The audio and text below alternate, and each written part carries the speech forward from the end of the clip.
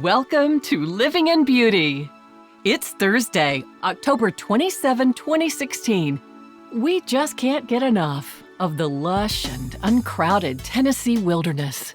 Right now, we're camped beneath a soaring canopy of fall color at an Airstream park high atop the Cumberland Plateau, where 376 pristine acres of woodland trails and meadows draw Airstreamers from all over the country.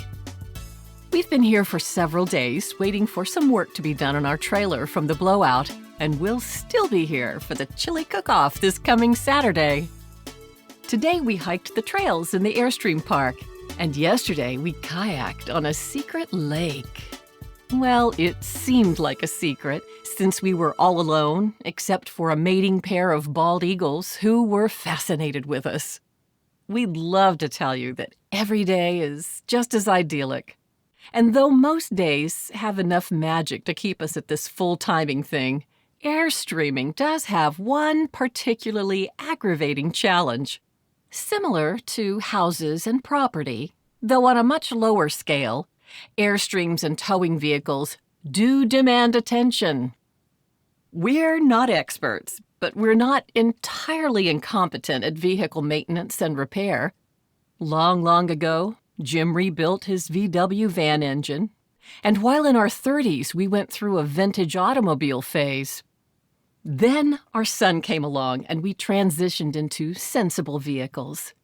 2 decades with no free time and little garage space, and with the help of a good mechanic who sent reminder cards, our sedans lasted well beyond their shelf life. 3 years ago, we made a practical decision to purchase a hybrid or complete electric when Jim retired, something like the Chevy Volt or the Nissan Leaf. But that would never be. Once we took the leap into full-timing action, we forfeited our place in line for a Prius. The Beast, our Ram truck, came as the biggest surprise of our lives. Never in a million Honda lifetimes did we expect to be driving such a muscular vehicle. It was a necessary, strategic purchase, but from the moment we stuck our heads into the cab of the Beast, that synthetic new car smell knocked us over and made us forget it had 33,000 miles on the odometer. Never underestimate the power of your olfactory glands and those who know how to use them. It took over a year to find our perfect used Airstream. By comparison, finding the ideal truck was a breeze. The best sources directed us toward the Cummins diesel engine for reliability, and in 2014, Ram was the only truck with that engine. My daddy, Alan Perry, found the Beast near his home. While we remained in San Diego, Dad helped us negotiate a great deal with Barbara Brogel at Johnson Dodge Chrysler Jeep.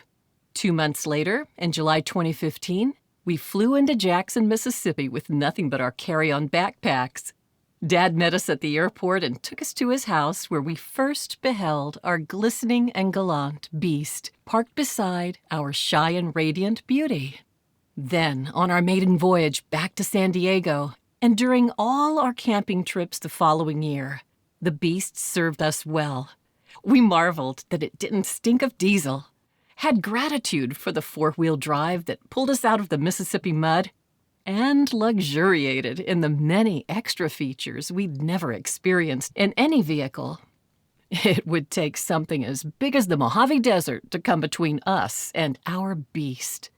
That moment was July 2016. Same day we had the tire trailer blowout, when the engine light came on. And this is where our story begins. As we waited in Mammoth Lakes for new 16-inch wheels and Michelin tires, we researched Ram dealerships who would honor our warranty. The closest service department was 140 miles away in Carson City, Nevada. It was 120 degrees in Carson City, so we made an appointment for a few days later and set up camp about 40 miles up the mountain in South Lake Tahoe. The technician ran a routine engine light diagnostic scan and determined the error code meant either our catalytic converter was malfunctioning or our diesel exhaust fluid, DEF or DEF, had gone bad due to overheating in the Mojave. He told us that DEF can have negative results when heated above 90 degrees. Since their diesel mechanic couldn't see us for a whole week, the technician reset the engine light and suggested we visit another dealership up the road along our planned route. Before we left, he told us about a dreaded but potential dashboard warning. Should it appear, we must beware that the engine would stop in 180 miles. Whoa, we needed a drink. Next stop, Sonoma Wine Country. Yes, because there is wine, and because Santa Rosa has a highly rated Ram dealer. We crossed our fingers, knocked on wood, threw salt over our shoulders. Would we make the 200-mile trek without the dreaded engine failure?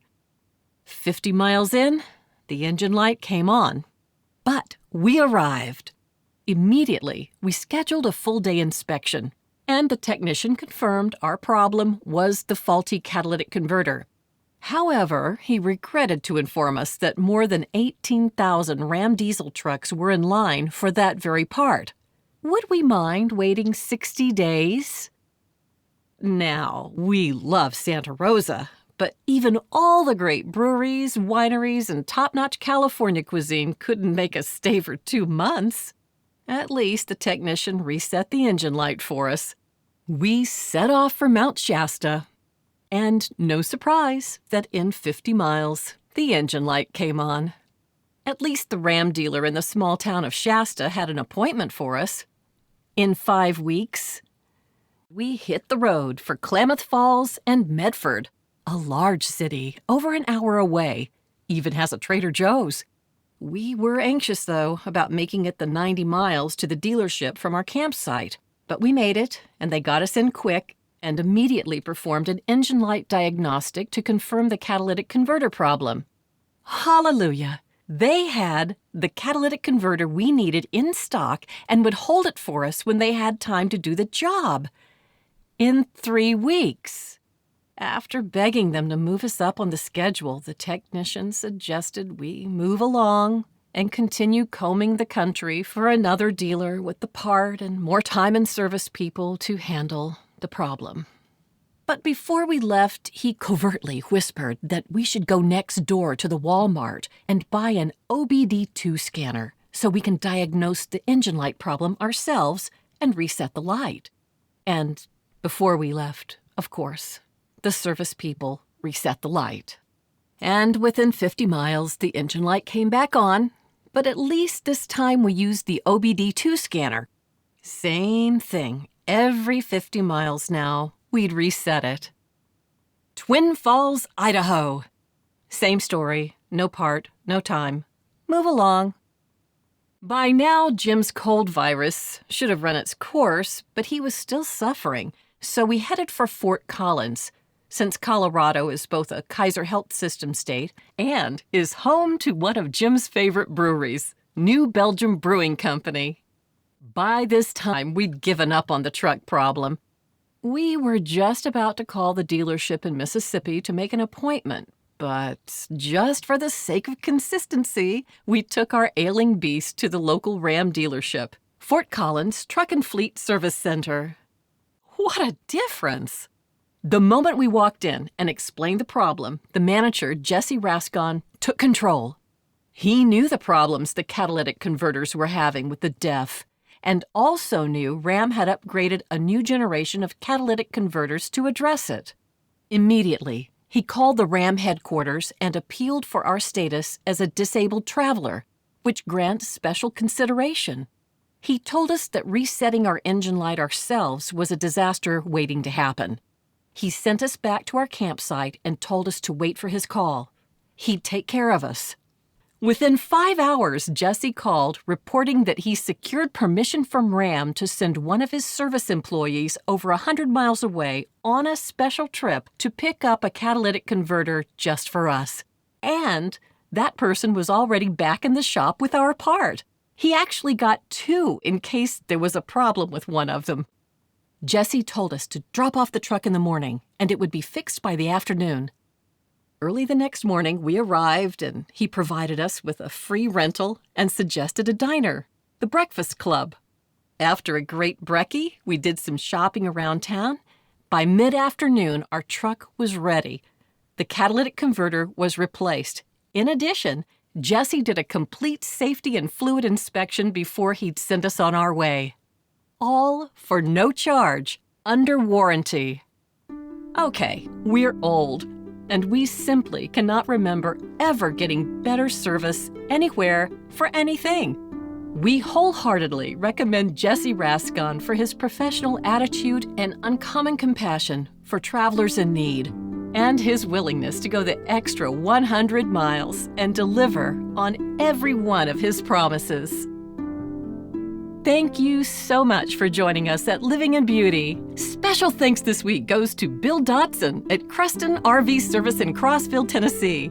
We just stumbled into his Airstream Magician's Lair a few days ago, hoping we could get an appointment. And we're so grateful that he's making time on his busy schedule to get our trailer repair accomplished within a week so we can move on. Okay, that's it. Have a great week.